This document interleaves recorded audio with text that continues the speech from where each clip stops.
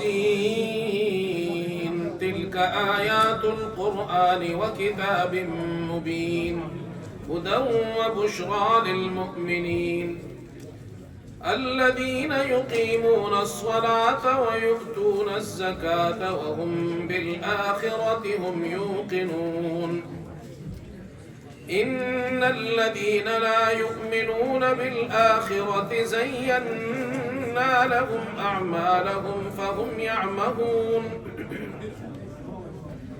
أولئك الذين لهم سوء العذاب وهم في الآخرة هم الأخسرون وإنك لتلقى القرآن من لدن حكيم عليم إذ قال موسى لأهله إني آنست نارا سآتيكم منها بخبر أو آتيكم بشهاب قبس لعلكم تصطلون فلما جاءها نودي أن بورك من في النار ومن حولها وسبحان الله رب العالمين يا موسى إنه أنا الله العزيز الحكيم وألق عصاك فلما رآها تهتز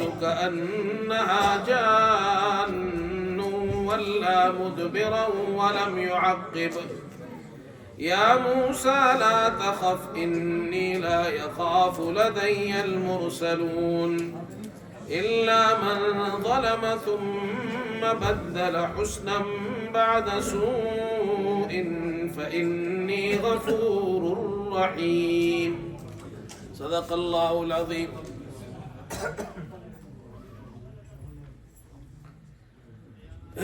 سورہ نمل،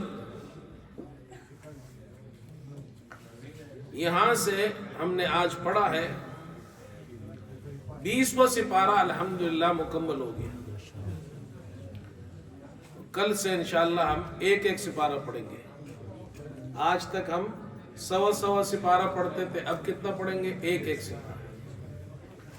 وقت ایسے گزر گیا پتہ ہی نہیں چلا. رمضان شروع ہوا، تراویح شروع ہوئی، خلاصہ شروع ہوا، آج 20 سپارے ہو گئے الحمدللہ. سورہ نمل، اس سورت کا خلاصہ یہ ہے کہ گزشتہ سورتوں میں اللہ تعالیٰ نے سورہ نور میں بیان کیا کہ اس نور کو اپنا لو جو قرآن کا نور ہے. سورہ فرقان میں اس کا ذکر کیا، اور اس کے بعد سورہ شعراء میں تفصیل سے واقعات بیان کیے کہ جنہوں نے اللہ کی توحید کو نہیں مانا اور نبی کی رسالت پر ایمان نہیں لائے، اللہ نے ان قوموں کو عذاب میں مبتلا کیا. یہاں اس صورت میں یہ کہا جا رہا ہے کہ جب اتمام حجت ہو جائے، اللہ تعالیٰ حجت پوری کر دے، نبی کو بھی بھیج دے، کتاب بھی نازل ہو جائے، وحی بھی آ جائے، اللہ کا نبی بھی آ جائے، سیدھی راہ بھی ان کو دکھائے، سب کچھ ہو جائے، پھر بھی وہ نہیں مانتے، پھر اللہ کا عذاب آتا ہے. چنانچہ اس صورت میں یہ ذکر کیا جا رہا ہے. سورت کے پہلے رکوع میں 2 باتیں ذکر کی. اتمام حجت کے بعد اللہ کا عذاب آتا ہے، آیت نمبر 4 میں اور آیت نمبر 5 میں. ان الذين لا يؤمنون بالآخرة زينا لهم اعمالهم فهم يعمهون. جو لوگ آخرت پر ایمان نہیں رکھتے، ہم نے ان کے اعمال ان کے لیے مزین کر دیے ہیں، اچھے دکھائے. ان کو اپنے گناہ بھی اچھے لگتے ہیں اور وہ اس پہ سرگرداں رہتے ہیں. اولئک الذین لهم سوء العذاب، ان کے لیے برا عذاب ہے. وهم فی الآخرۃ هم الاخسرون، سب سے بڑے خسارے میں ہوں گے قیامت کے دن. پھر دوسری بات اس رکوع میں یہ فرمائی کہ اللہ تعالیٰ نے آیت نمبر 14 کے اندر حضرت موسیٰ علیہ السلام کا ذکر کیا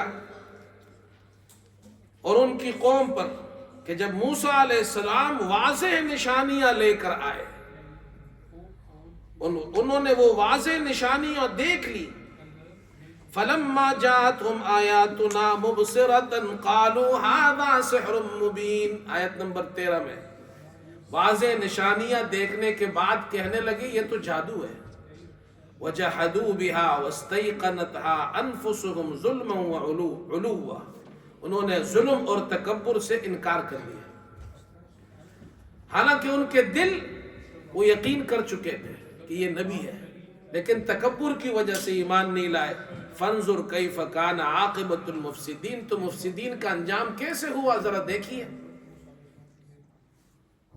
جب حجت پوری ہو جائے، نبی آ جائے، بات پھر بھی نہیں مانتے ہیں، پھر اللہ کی پکڑ آتی ہے. اس کے بعد اگلا رکوع ہے آیت نمبر 15 سے. یہاں اللہ تعالیٰ نے حضرت سلیمان علیہ السلام کے 2 واقعات ذکر کیے ہیں. ایک واقعہ تو چونٹیوں والا ہے اور دوسرا واقعہ ملکہ بلقیس کے ساتھ پیش آیا. اللہ تعالیٰ نے حضرت سلیمان علیہ السلام کو پرندوں کی، جانوروں کی بولی سکھائی تھی. وہ سمجھتے تھے ان کی بولی، اور وہ جب چلتے تھے تو ان کے ساتھ 3 لشکر ہوتے تھے. انسانوں کا لشکر بھی ہوتا تھا، پرندوں کا لشکر بھی ہوتا تھا، اور جانوروں کا، پرندوں کا لشکر بھی ہوتا تھا، اور جنات کا لشکر بھی ہوتا تھا. اور پرندے ان کے لشکر کے اوپر اس طرح چلتے تھے کہ سایہ رکھتے تھے ان کے اوپر. ایک چونٹیوں کی وادی کے پاس پہنچے. چونٹیاں اکٹھی رہتی ہے، وہ اپنا ایک بہت بڑا گھر بناتی ہے، ایک بستی بناتی ہے. عربی میں کہتے ہیں قریۃ النمل، چونٹیوں کی بستی. وہ انسانوں کی طرح رہتے ہیں، ان کے اندر پورا ایک نظام، ایک سسٹم ہوتا ہے. جب یہ لشکر وہاں سے گزرا تو چونٹی نے کہا یا ایھا النمل ادخلوا مساکنکم، اپنے اپنے گھروں میں گھس جاؤ. لا یحطمنکم سلیمان وجنودہ وہم لا یشعرون. بے خبری میں حضرت سلیمان اور ان کا لشکر تمہیں اپنے پاؤں تلے پیس نہ ڈالے، روند نہ ڈالے. تو سلیمان علیہ السلام اس چونٹی کی اس بات پر ہنس پڑے. وقال ربی اوزعنی ان اشکر نعمتک التی انعمت علی. اللہ مجھے توفیق دے کہ میں تیری ان نعمتوں پر شکر ادا کروں جو تو نے مجھے عطا کی ہے، میرے والدین کو عطا کی ہے. اللہ کی نعمت پر شکر کرنا چاہیے. تو حضرت سلیمان علیہ السلام ان کی بولی سمجھتے تھے. پھر آگے چلے. ہدہد ایک پرندہ تھا، وہ پرندوں کی حاضری لیتے تھے. حضرت سلیمان علیہ السلام پورے لشکر کی حاضری ہوتی تھی، تو ہدہد نہیں تھا. کہا کہ اگر ہدہد غیر حاضر ہے اور اس نے کوئی معقول عذر بیان نہیں کیا تو اس کو سزا دوں گا. تھوڑی دیر بعد آیا اور ہدہد نے کہا آیت نمبر 23 میں انی وجدت امرأة تملکہم وَأُوتِيَتْ مِنْ كُلِّ شَيْءٍ وَلَهَا عَرْشٌ عَظِيمٌ. ایک عورت کو میں نے پایا جو بادشاہت کرتی ہے، ملکہ بلقیس. اسے ہر چیز دی گئی ہے، بڑے اسباب ہے اس کے پاس، اور اس کا ایک بڑا تخت ہے. لیکن اس کی قوم سورج کے پجاری ہے. وَوَجَدْتُهَا وَقَوْمَهَا يَسْجُدُونَ مِن دُونِ اللَّهِ. اللہ کے علاوہ سورج کو پوجتے ہیں وہ ملکہ بھی اور اس کی قوم بھی. وَزَيَّنَ لَهُمُ الشَّيْطَانُ أَعْمَالَهُمْ. شیطان نے ان کے اعمال ان کے لیے خوبصورت کر دیے ہیں اور انہیں راستے سے روک دیا ہے. وَهُمْ لَا يَهْتَدُونَ. سیدھی راہ پر نہیں چلتے. آگے کا اللہ ہی کو کیوں سجدہ نہ کرے جو آسمان اور زمین کی چھپی ہوئی چیزوں کو ظاہر کرتا ہے، جو تم چھپاتے ہو ظاہر کرتے ہو سب جانتا ہے. یہ ہدہد کہہ رہا ہے. معلوم ہوا پرندوں میں بھی، جانوروں میں کوئی مشرک نہیں ہوتا. پرندوں میں کوئی مشرک نہیں ہوتا. اور پرندے یہ اسی لیے تو ہدہد کہہ رہا ہے کہ شیطان نے ان کو شرک میں لگا دیا ہے. اس لیے جتنے پرندے ہیں یہ جو اپنی بولی بولتے ہیں یہ اللہ کو یاد کرتے ہیں.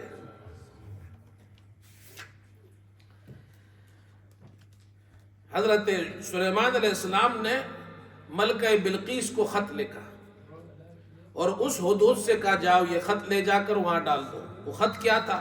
انہو من سلیمان وانہو بسم اللہ الرحمن الرحیم. یہاں سے شروع ہوا. یہ حضرت سلیمان کا خط ہے. بسم اللہ الرحمن الرحیم.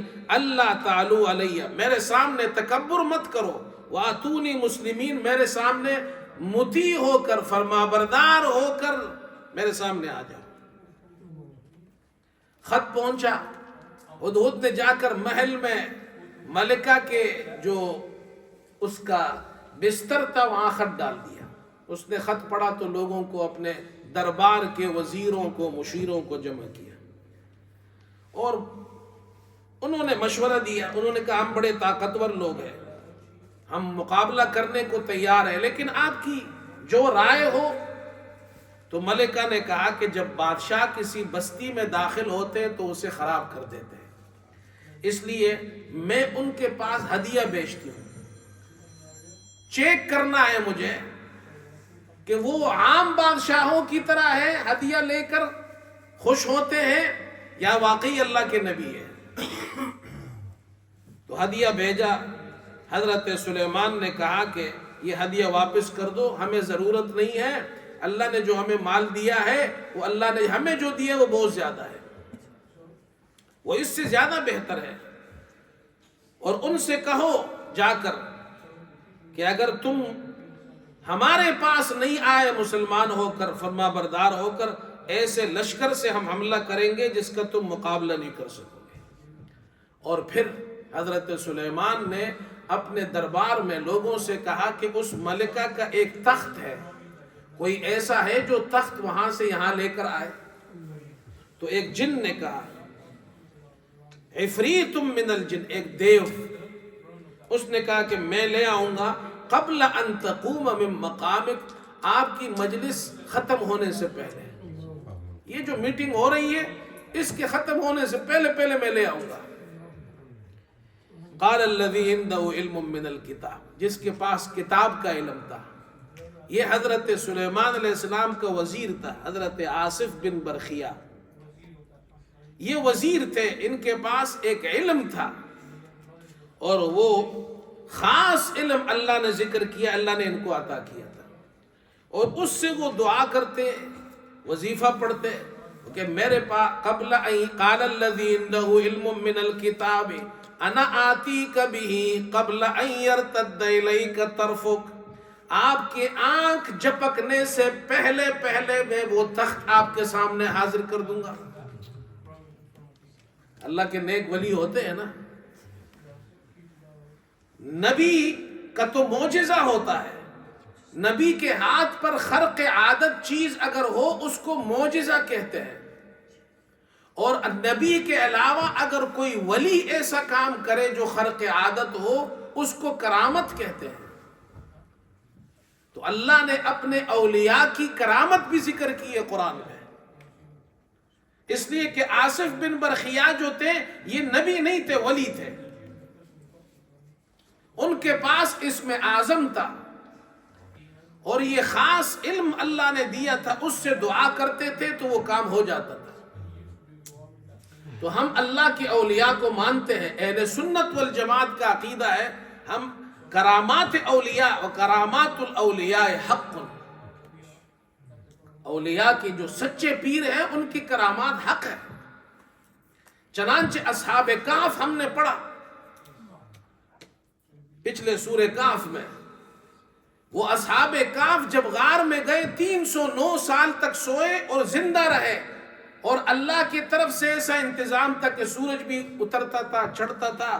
ان کے جسموں کو اللہ رب العزت پلٹتے تھے الٹتے تھے، پلٹتے تھے، فرشتے ان کو الٹتے پلٹتے تھے تاکہ جسم خراب نہ ہو. یہ ان کی کرامت تھی. ورنہ 309 سال تک کوئی نہیں اتنی لمبی نیند سونے کے بعد نہیں اٹھتا ہے.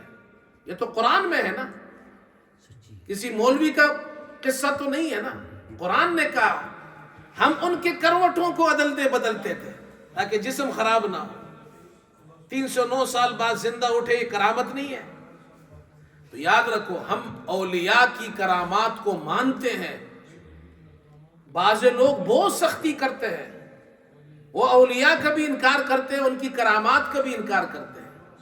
تو اللہ نے قرآن میں کرامات ذکر کی ہے۔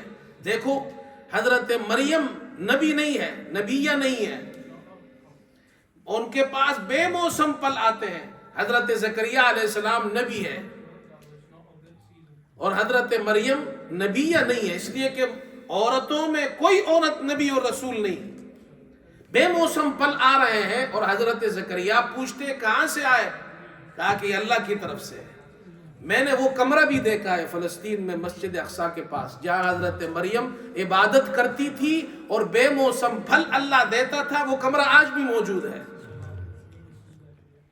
اب زیر زمین ہے اور مسجد کے بالکل پیچھے ہے، انڈر گراؤنڈ۔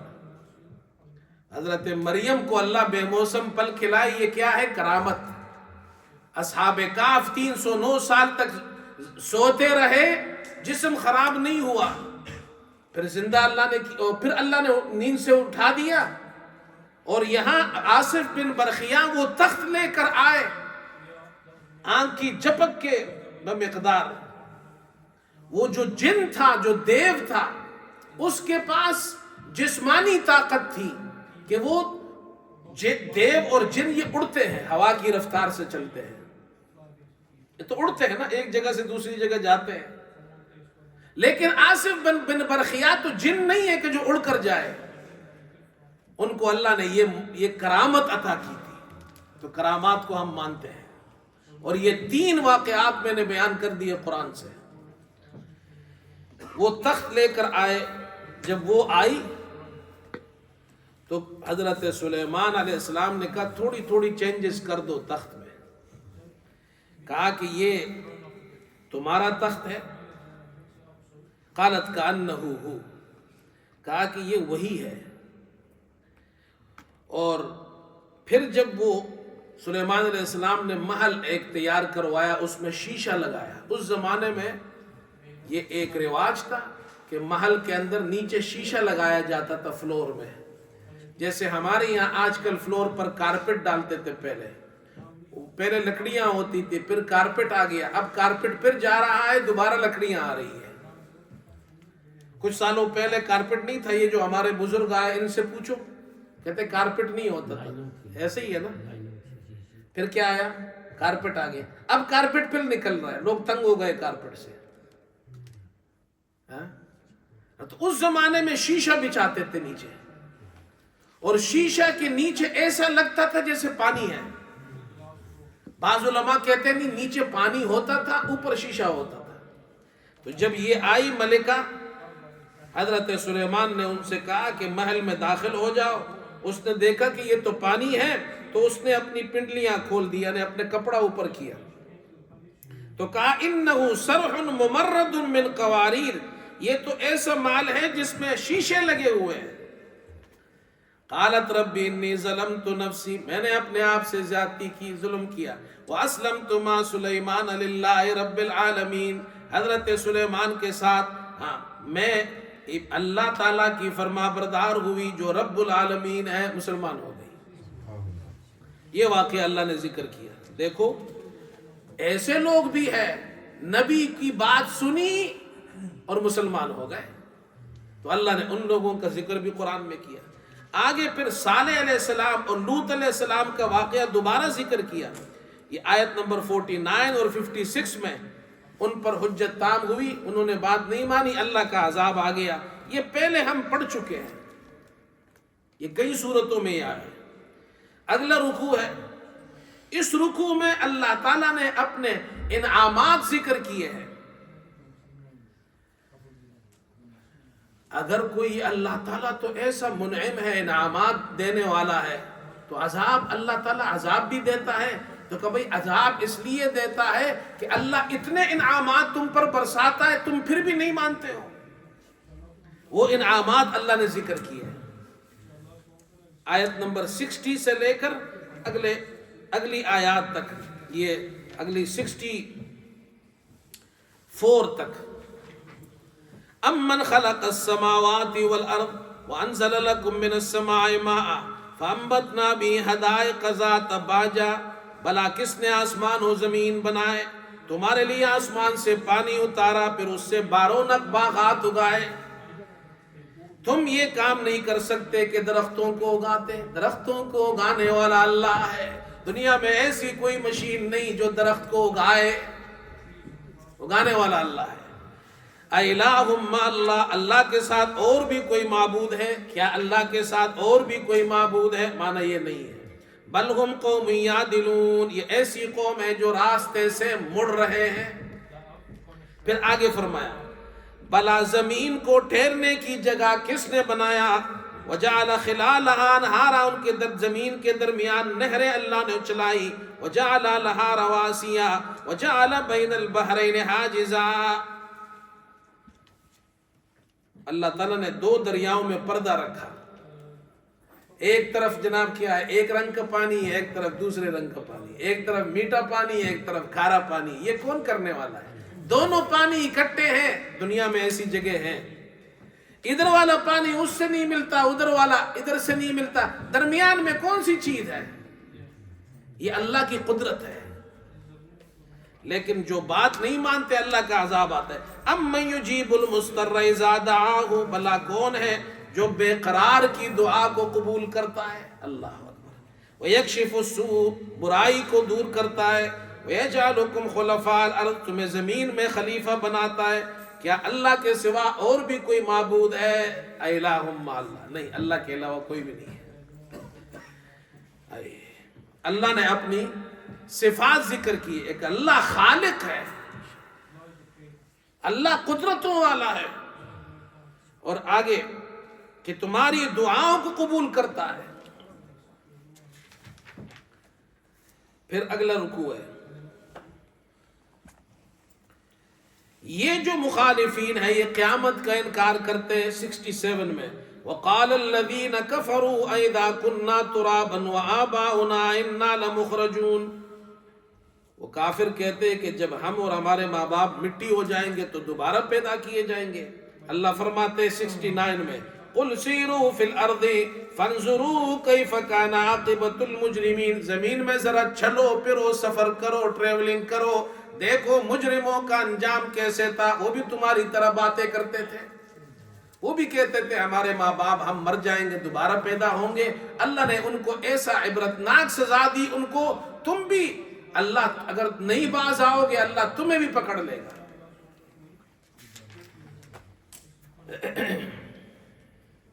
پھر قیامت کے دن فرمایا کیا ہوگا 85 میں وَوَقَعَ الْقَوْلُ عَلَيْهِمْ بِمَا ظَلَمُوا فَهُمْ لَا يَنْطِقُونَ، جب الزام قائم ہو جائے گا قیامت کے دن تو وہ بات نہیں کر سکیں گے۔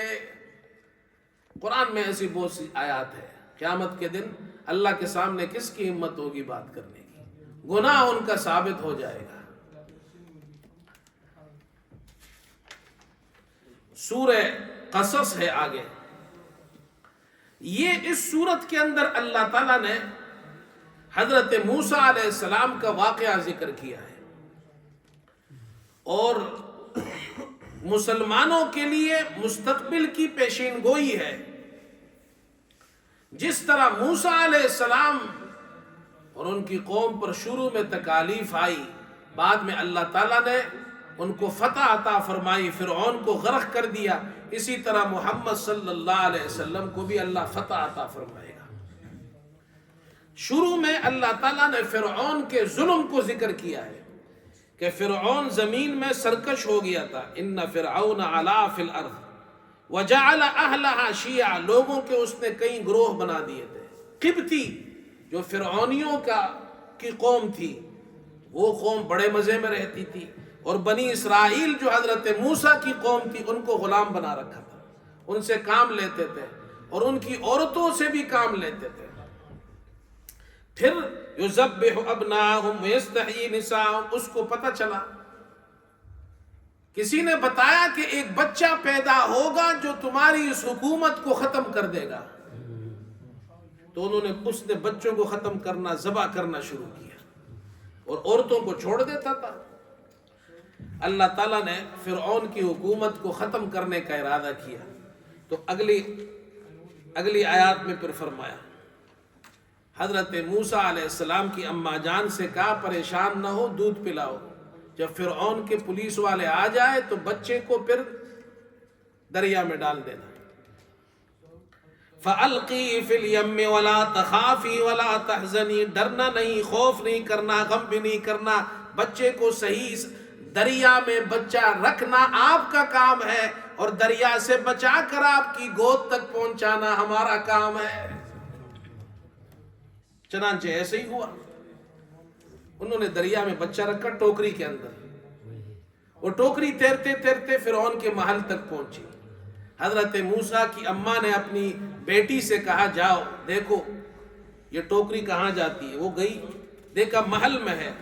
حضرت موسیٰ تو بہت خوبصورت تھے، فرعون کی بیوی جو تھی اس نے، اللہ نے اس کے دل میں اس بچے کی محبت ڈال دی۔ انہوں نے کہا ہماری اولاد تو ہے نہیں، چلو اس کو بچہ بنا لیں گے۔ اب انہوں نے بلایا عورتوں کو کہ دودھ پلاؤ، جو بھی عورت آتی ہے بچے کو دودھ پلاتی ہے، بچہ دودھ نہیں پیتا، یہ اللہ کا انتظام تھا۔ وَحَرَّمْنَا عَلَيْهِ الْمَرَاضِعَ مِنْ قَبْلُ فَقَالَتْ هَلْ أَدُلُّكُمْ عَلَىٰ أَهْلِ بَيْتٍ يَكْفُلُونَهُ لَكُمْ وَهُمْ لَهُ نَاصِحُونَ، ہم نے اس بچے پر دائیوں کا دودھ حرام کر دیا، یعنی بند کر دیا۔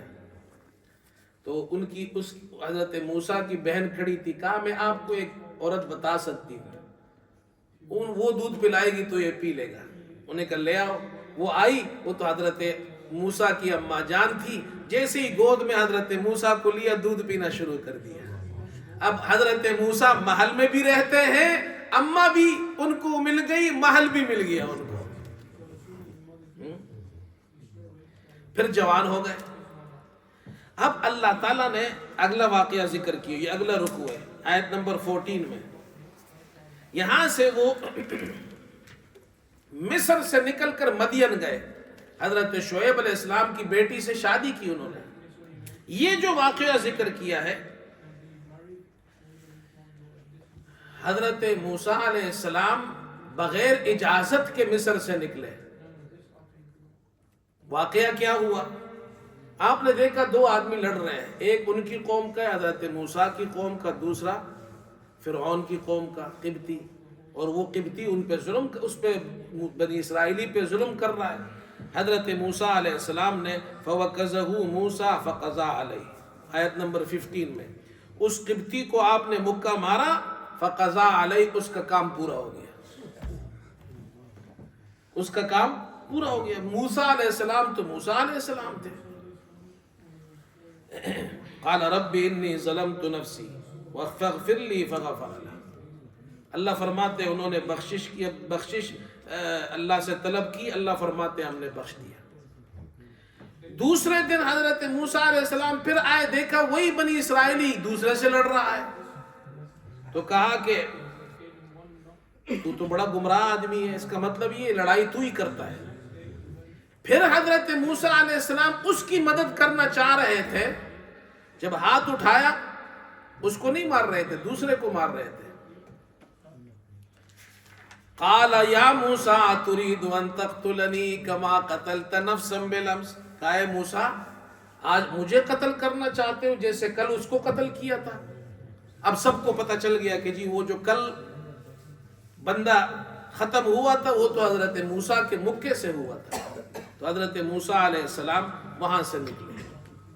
اب وہ پہلے تو محل میں تھے، شہزادے تھے، اللہ یہ چاہتے تھے کہ یہ محل سے جائے فقیری میں جائے، شہزادہ بن کر نہ جائے۔ دیکھو بادشاہ کے محل میں ہے، اس لیے کہ جب فقیری میں جائیں گے، شہزادگی میں نہیں جائیں گے، تو یہ ان کو معلوم ہوگا کہ دنیا کے اندر غریبوں کا، فقیروں کا کیا حال ہوتا ہے۔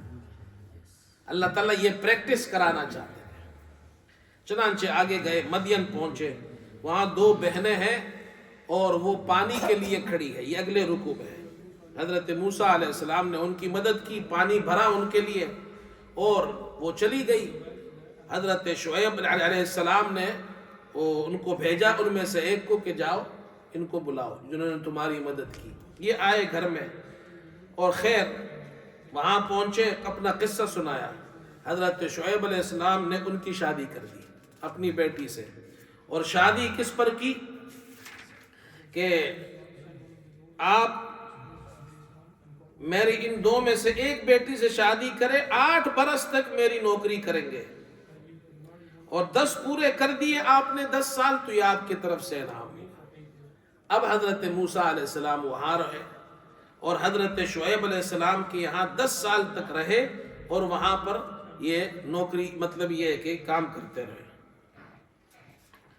اس کے بعد پھر 10 سال کا کورس مکمل ہو گیا. اللہ تعالیٰ یہ کورس کرانا چاہتے تھے. جب یہ کورس مکمل ہو گیا، اس لیے کہ ان کی قوم غلام بن گئی ہے، اب ان غلاموں کو نکالے کیسے؟ تو 10 سال کا کورس یہاں مکمل ہوا، اپنی بیوی کو لے کر نکلے. وہ واقعہ دوسری صورت میں ہم نے پڑھ لیا ہے. اور پھر جب واپس مصر پہنچے تو راستے میں اللہ تعالیٰ نے نبوت عطا فرمائی. یہ پہلے پڑھ چکے، سورہ طٰہٰ میں بھی گزر چکا ہے، اور یہاں بھی یہ واقعہ بیان ہو رہا ہے آیت نمبر 30 کے اندر. پھر اللہ تعالیٰ نے وہاں سے ان کو نبوت عطا فرمائی، اور پھر فرعون کا واقعہ ذکر کیا، اور اللہ نے آخر کار ان کو فرعون کو اور اس کی قوم کو غرق کر دیا. اب اگلا رکوع ہے کہ بنی اسرائیل کے لیے اللہ نے تورات بھیجی، اسی طرح اللہ نے محمد صلی اللہ علیہ وسلم کی امت کے لیے قرآن بھیجا. وَلَوْلَا أَن تُصِيبَهُمْ مُصِيبَةٌ بِمَا قَدَّمَتْ أَيْدِيهِمْ، اگر یہ بات نہ ہوتی کہ انہیں ان کے بدعمالیوں کی وجہ سے مصیبت پہنچتی، فَيَقُولُوا رَبَّنَا لَوْلَا أَرْسَلْتَ إِلَيْنَا رَسُولًا، اے ہمارے رب تو نے ہمارے پاس رسول کیوں نہیں بھیجا تاکہ ہم تیرے حکموں کی تابعداری کرتے اور ایمان والوں میں ہوتے. اللہ نے رسول بھیجا، کتاب دی ان کو، تاکہ یہ عذر نہ کر سکے کہ ہمارے پاس کوئی رسول نہیں آیا تھا. اس کے بعد اگلا رکوع ہے، جس طرح حضرت موسیٰ علیہ السلام کی تابعدار جماعت تھی، اسی طرح محمد صلی اللہ علیہ وسلم کی بھی ایک جماعت. مشرکین مکہ وہ تو آپ کے مخالف ہے، لیکن مکے میں بھی ایسے لوگ ہوں گے جو آپ کی اتباع کریں گے. الذین آتیناہم الکتاب من قبل ہم بہ یؤمنون، جن لوگوں کو ہم نے اس سے پہلے کتاب دی وہ اس پر ایمان لاتے ہیں، یعنی بنی اسرائیل. اسی طرح محمد صلی اللہ علیہ وسلم پر بھی لوگ ایمان لائیں گے. دوسری یہ 52 میں، آگے 57 میں اللہ نے حضرت موسیٰ کو مصر کے اندر بھیجا، جو مصر اس زمانے کا ام القریٰ سب سے بڑا شہر تھا، اور محمد صلی اللہ علیہ وسلم کو مکہ بھیجا، ام القریٰ جو ساری بستیوں کی ماں، اس زمانے کا سب سے بڑا شہر یعنی مرکزی شہر. یہ آیت نمبر 57 میں ذکر کیا.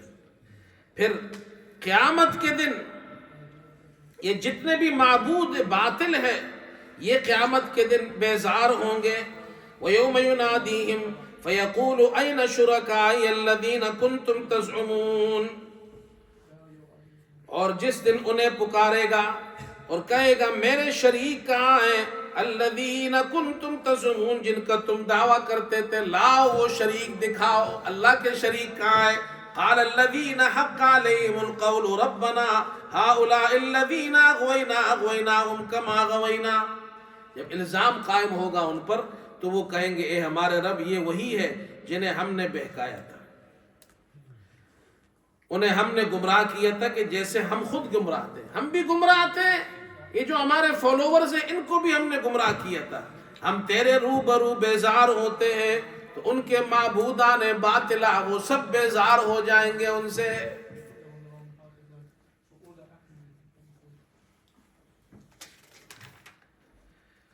اللہ تعالیٰ نے اپنی قدرت کے 2 دلائل ذکر کیے ہیں جو ہم اور آپ روزانہ مشاہدہ کرتے ہیں. آیت نمبر 71 میں 72 میں قُلْ أَرَأَيْتُمْ إِنْ جَعَلَ اللَّهُ عَلَيْكُمُ اللَّيْلَ سَرْمَدًا إِلَىٰ يَوْمِ الْقِيَامَةِ، آپ ان سے کہہ دیجئے کہ یہ بتاؤ اگر اللہ تم پر ہمیشہ کے لیے قیامت تک رات ہی رات بنا دے، ہمیشہ رات ہی رات ہو، من الہ غیر اللہ یاتیکم بضیاء، اللہ کے سوا کون معبود ہے جو روشنی اور دن لے کر آئے گا. افلا تسمعون، تم سنتے نہیں ہو، یہ یاد رکھو، افلا تسمعون، تم سنتے نہیں ہو۔ آگے چلو، قل ارأيتم ان جعل الله عليكم النهار سرمدا الى يوم القيامة، اگر اللہ تم پر ہمیشہ کے لیے قیامت تک دن ہی رہنے دے، من الہ غیر اللہ یاتیکم بلیل تسکنون فی، اللہ کے سوا کون سا معبود ہے جو تمہارے لیے رات لائے جس میں تم آرام پاؤ؟ اللہ دن ہی دن کر دے تو کوئی رات لا سکتا ہے؟ افلا تبصرون، تم دیکھتے نہیں ہو؟ پہلے فرمایا افلا تسمعون، تم سنتے نہیں ہو، اب فرمایا افلا تبصرون۔ علماء فرماتے، مفسرین فرماتے، یہ جو آیتوں کے آخر میں کلمات ہوتے ہیں یہ اللہ نے ویسے ہی نہیں ذکر کیے، اس کا ایک مقصد ہوتا ہے۔ وہاں فرمایا افلا تسمعون، تم سنتے نہیں ہو، یہاں فرمایا افلا تبصرون، تم دیکھتے نہیں ہو۔ کیا تم دیکھتے نہیں ہو؟ کیوں؟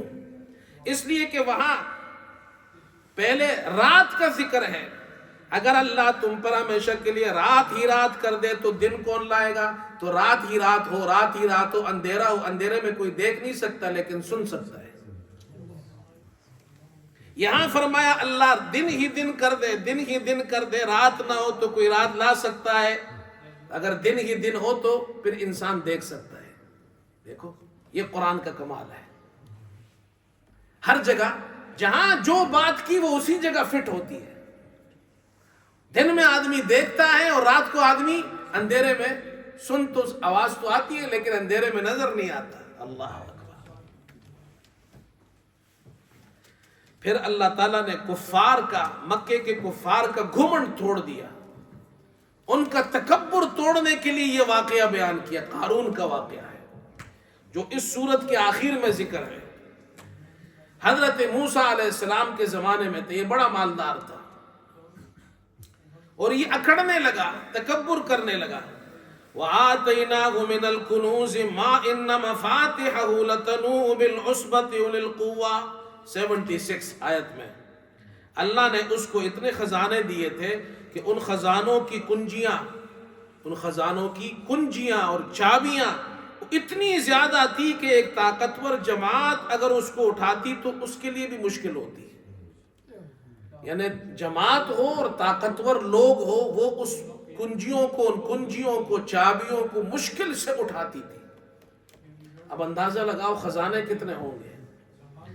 اذ قال له قوم لا تفرح ان اللہ لا يحب الفرحین، اللہ فرماتے ہیں اس کی قوم نے کہا مت اتراؤ، اللہ اترانے والوں کو پسند نہیں کرتا۔ وابتغ فیما آتاک اللہ الدار الآخرہ ولا تنس نصیبک من الدنیا، اللہ نے جو دیا ہے اس سے آخرت کا گھر حاصل کرو، یعنی جنت کماؤ، دنیا میں جو حصہ ہے وہ بھی لو۔ مطلب یہ کہ زکوٰۃ دو۔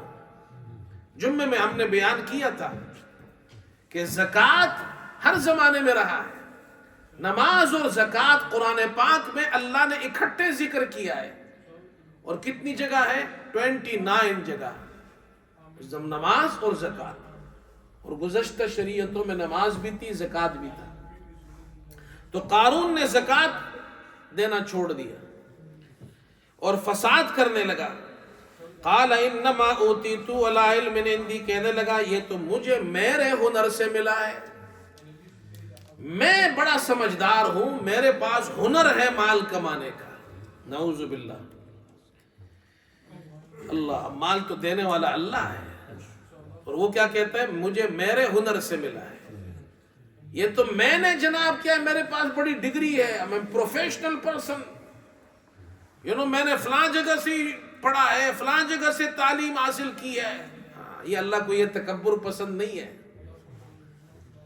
قارون نے بھی یہ کہا، اللہ تعالیٰ فرماتے اس کو نہیں معلوم اس سے پہلے بہت سی امتیں تھی جو اس سے بھی زیادہ طاقتور تھی اور اس سے بھی زیادہ ان کے پاس لشکر تھا، طاقت تھی، لیکن اللہ تعالیٰ نے ان کو ہلاک کر دیا۔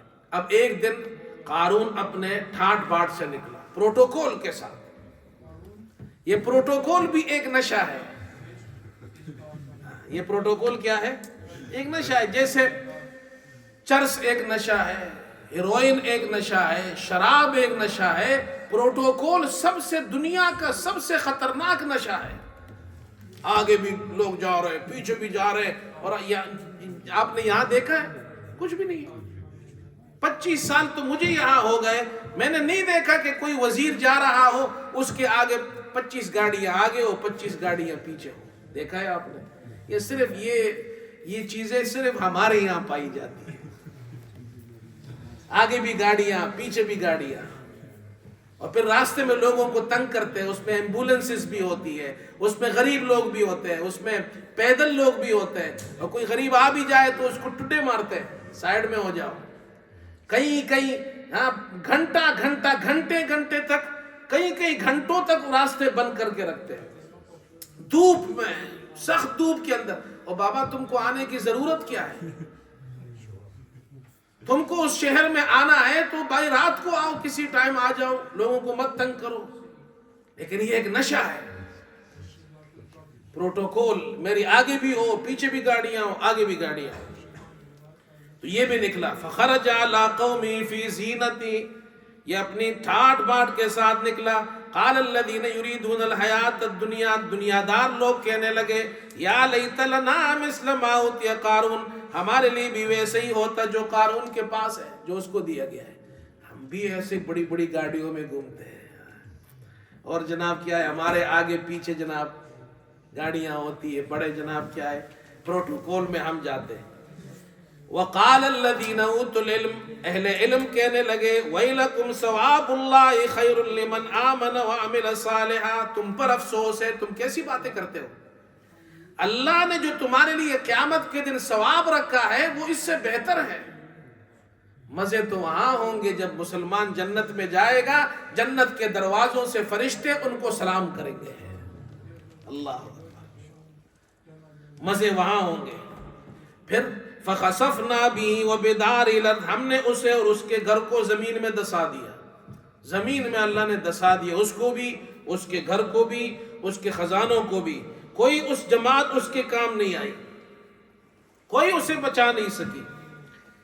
اب دوسرے دن لوگ کہنے لگے، یقولون وَيْكَأَنَّ اللَّهَ يَبْسُطُ الرِّزْقَ لِمَن يَشَاءُ مِنْ عِبَادِهِ وَيَقْدِرُ، ہائے شامت اللہ کے بندوں میں سے جس کے لیے چاہتا ہے اللہ، اس کے لیے جس کے لیے چاہتا ہے روزی کشادہ کر دیتا ہے اور تنگ کر دیتا ہے۔ اس لیے اللہ سے حلال مانگو، کیا مانگو؟ حلال مانگو، عافیت والا رزق مانگو، برکت والا رزق مانگو، عافیت والا ہو، برکت والا ہو، حلال ہو، یہ مانگو اللہ سے۔ اور زکوٰۃ، دیکھو قارون زکوٰۃ نہیں دیتا تھا تو اس کا انجام یہ ہوا۔ زکوٰۃ کو ڈیلے نہیں کرنا چاہیے۔ زکوٰۃ یہ جس پر فرض ہے وہ زکوٰۃ دے، بہت زیادہ ڈیلے نہ کرے۔ ہاں ضرورت ہو کہ چلو رکھا ہے میں جاؤں گا تو فلاں کو دے دوں گا، یا فلاں آئے گا مہینے بعد، 15 دن بعد، 20 دن بعد، ٹھیک ہے۔ زکوٰۃ کی ادائیگی میں تاخیر نہ کرے۔ میں آپ کو ایک واقعہ سناتا ہوں، پھر اسی پہ ختم کرتے ہیں۔ کئی سالوں پہلے یہاں ایک صاحب آئے، دوسرے ملک سے آئے تھے، کچھ دن یہاں رہے تو مسجد میں نماز پڑھنے آتے تھے۔ بزنس مین تھا اور دنیا کے بہت بڑے ملک میں، امریکہ میں وہ کام کرتا تھا۔ یہاں آیا، ہم سے ملا، پتہ چلا جی یہ تو امریکہ میں اس کا بہت بڑا کاروبار تھا، وہ سارا کاروبار ختم ہو گیا، وہ زیرو ہو گیا، ہیرو سے زیرو ہو گیا، سارا کاروبار ختم۔ تو میرے پاس آتا تھا، بیٹھتا تھا، مسائل پوچھتا تھا، زیادہ تو وظیفے پوچھتا تھا۔ وظیفہ بتاؤ مولوی صاحب، جب پھنس جاتے ہیں نا پھر وظیفے پوچھتے ہیں۔ ابھی تو میرا سارا مال چلا گیا ہے۔ تو میں باتیں کرتا تھا، تو میں اس سے کہتا تھا جی اچھا وہ نماز پڑھتا ہے، بہت دیندار آدمی ہے، اخلاق اچھے ہیں۔ میں بڑا پریشان، یا اللہ یہ آدمی اتنا اچھا مسلمان ہے، اتنا نمازی ہے، مسجد آتا ہے، دیندار ہے، با اخلاق ہے، اس کا یہ مال اور اس کا یہ کاروبار یہ بالکل تباہ ہو گیا، سمجھ میں بات نہیں آ رہی۔ اللہ تو بادشاہ ہے، اللہ سے کون پوچھ سکتا ہے؟ تو میں اس سے پوچھتا تھا جی آپ زکوٰۃ دیتے ہیں؟ ہاں میں دیتا ہوں۔ ہر سال دیتے ہیں؟ کہتے جی ہر سال دیتا ہوں۔ اب میں اور پریشان ہوں، یا اللہ نمازی بھی ہے، دیندار بھی ہے، کسی کو تنگ بھی نہیں کرتا، لوگوں کہتے لوگوں کی مدد بھی کرتا ہوں، زکوٰۃ بھی دیتا ہوں، نماز بھی پڑھتا ہوں، سارے اچھے کام، بندوں کے لیے بھی، غریبوں کا بھی خیال رکھتا ہوں۔ یا اللہ یہ آدمی اتنا اچھا آدمی ہے، اس کے سارے کاروبار سب ٹھپ ہو گئے۔ ایک دن میں نے اس سے پوچھا، میں نے کہا آپ زکوٰۃ کیسے دیتے ہیں؟ کیلکولیشن حساب کیسے کرتے ہیں؟ انہوں نے کہا جی میں تو کوئی حساب نہیں کرتا، حساب تو مجھے نہیں پتا ہے، زکوٰۃ کا حساب بھی ہوتا ہے۔ میری اماں ہے، وہ مجھے ہر سال رمضان میں کہتی ہے پیسے بھیج دو، میں پیسے بھیج دیتا ہوں، وہ زکوٰۃ دے دیتی ہے۔ میں نے کہا یہ دیکھو وجہ یہی ہے، اب سمجھ میں آئی بات۔ تم زکوٰۃ تمہیں پتہ ہی نہیں ہے زکوٰۃ کتنی دینی ہے اور کتنے پیسوں پر کتنی زکوٰۃ آتی ہے، اس بیچارے کو یہ نہیں معلوم۔ پھر میں نے بیٹھ کر اس کو سمجھایا، تمہارے پاس جو پیسے ہے، جو سونا ہے، جو چاندی ہے، جو تمہارے بزنس کے جتنے بھی چیزیں تم فروخت کرتے ہو، ایک سال بعد پھر اس کا حساب لگاؤ، اسلامی سال پورا ہو جائے اس کا حساب لگاؤ، جو سونا چاندی ہے اس کا مارکیٹ ویلیو معلوم کرو، بینک کے اندر جو پیسے ہیں وہ بھی، جو تم نے لوگوں کو قرضہ دیا ہے وہ بھی تمہارے پیسے ہیں، وہ بھی جو لوگوں نے تم سے چیزیں خریدی ہیں وہ پیسے بعد میں دیں گے، وہ بھی اس میں حساب کرنا ہے۔ یہ سب حساب کرنے کے بعد پھر اس کے اندر 2.5% آپ کو زکوٰۃ دینی ہے۔ اس نے کہا مولوی صاحب میں تو کسی نے بتایا ہی نہیں ہے۔ جب مسلمانوں کو یہ معلوم نہ ہو کہ زکوٰۃ کن چیزوں پر ہے اور زکوٰۃ کتنی فرض ہے،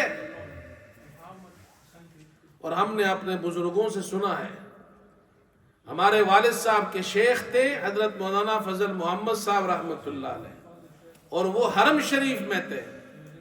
ان سے ایک آدمی نے حرم شریف میں کہا حضرت میرا مال چوری ہو گیا۔ وہ بہت اللہ والے تھے، ہمارے والد صاحب کے شیخ تھے، بہت بڑے عالم تھے، بزرگ تھے۔ حرم شریف میں کسی نے مطاف میں ان سے کہا حضرت میرا ڈاکو آئے، اتنا مال گیا، پتہ نہیں کتنا بڑا آدمی تھا کوئی۔ انہوں نے ایسے دیکھا اس آدمی کو جس نے مجھے واقعہ بیان کیا۔ انہوں نے کہا حضرت نے ایسا دیکھا حرم مطاف میں اس کو، زکوٰۃ نہیں دیتے ہو تو یہی حشر ہوگا۔